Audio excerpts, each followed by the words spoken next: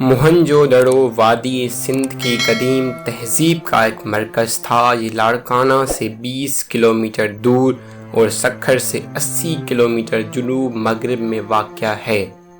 یہ وادی سندھ کی تہذیب کے ایک اور اہم مرکز ہڑاپا صوبہ پنجاب سے 686 میل دور ہے۔ یہ شہر 2600 قبل مسیح موجود تھا اور 1700 قبل مسیح میں نامعلوم وجوہات کے بنا پر ختم ہو گیا۔ تاہم ماہرین کا خیال ہے کہ دریائے سندھ کے رخ کی تبدیلی، سیلاب، بیرونی حملہ آور یا زلزلہ اہم وجوہات ہو سکتی ہیں۔ اسے قدیم مصر اور بین النہرین کی تہذیبوں کا ہم عصر سمجھا جاتا ہے۔ 1980 میں یونیسکو نے اسے یونیسکو عالمی ثقافتی ورثہ قرار دیا۔ 1921 کا واقعہ ہے کہ رائے بہادر رام سہنی نے ہڑپا کے مقام پر نئی قدیم تہذیب کے چند آثار پائے۔ اس کے ایک سال کے بعد اسی طرح کے آثار راکھال بینرجی کو موہنجو دڑو کی سرزمین میں دستیاب ہوئے۔ اس کی اطلاع ہندوستانی محکمہ آثار قدیمہ کو ملی۔ محکمہ آثار قدیمہ کے director general sir John Marshall نے دلچسپی کا اظہار کرتے ہوئے ان دونوں مقامات کی طرف توجہ دی۔ چنانچہ رائے بہادر دیا رام سہنی، ڈائریکٹر ارنسٹ میکے اور محکمہ اثریات کے دیگر احکام کے تحت کھدائی کا کام شروع ہوا۔ وادی سندھ کی تہذیب کی بے نقابی اور تشریح شاید 20ویں صدی کا عظیم ترین اثریاتی واقعہ ہے، کیونکہ اس تہذیب کی وسعت اور معنویت کو 1922 میں موہنجو دڑو کی کھدائی سے پہلے سمجھا ہی نہیں جا سکا۔ موہنجو دڑو کے کھنڈرات ڈوکری سے کوئی 9 میل کے فاصلے پر لاڑکانہ کی حدود میں واقع۔ موہنجو دڑو کا عمومی پلان ہڑپا جیسا ہی تھا۔ شہر کے مغرب میں قلعہ ہے۔ شہر کی گلیوں کی ترتیب، مکانات اور اناج گھر سب ہڑپا جیسے ہیں، البتہ یہاں کی منفرد اور سب سے نمایاں چیز بڑا اشنان گھر ہے۔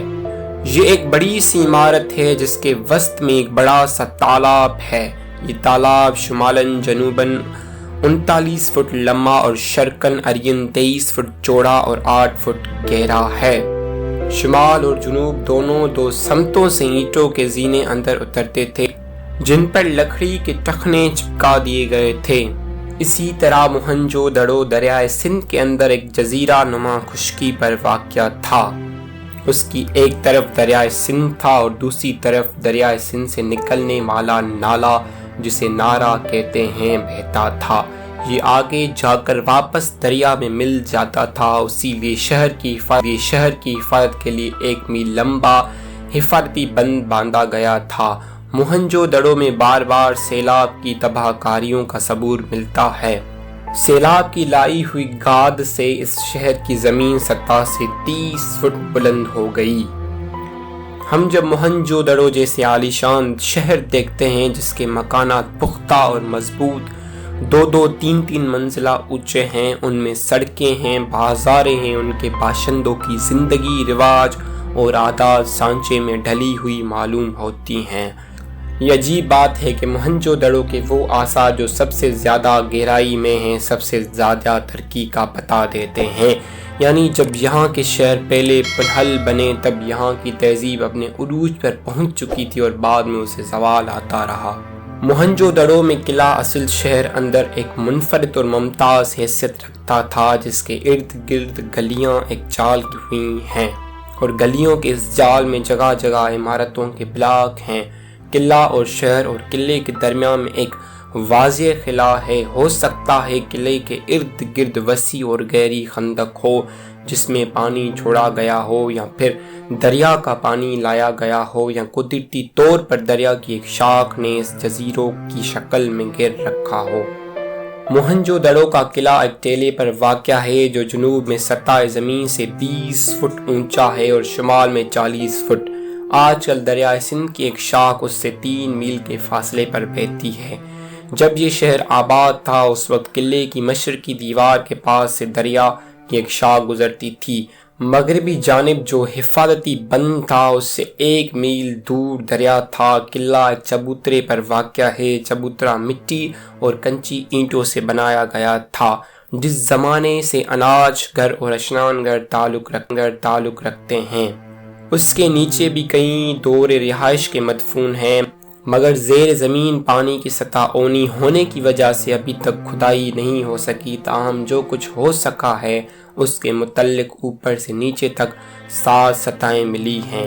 7ویں سطح نیچے ابھی تک کھدائی نہیں ہو سکی۔ 6ٹھی اور 7ویں سطح کے درمیان میں 20 فٹ موٹی تہ مٹی اور اونٹ کے روڑوں کی بچھائی گئی ہے۔ یہ گویا پرانا شہر سیلاب سے تباہ ہوا یا سیلاب آیا تو پورے شہر کے اوپر 20 فٹ اونچا چبوترا بنا کر نیا شہر تعمیر کیا گیا۔ موہنجو دڑو کے قلعے کے جو برج بنائے گئے ہیں ان میں بعض جگہ لکڑی کے شہتیر کا ردہ لگایا گیا ہے جو 9 فٹ لمبا اور 5 فٹ چوڑا ہے، لیکن بعد میں شتر گل گئے تو کہیں اینٹوں کی مرمت کر دی گئی۔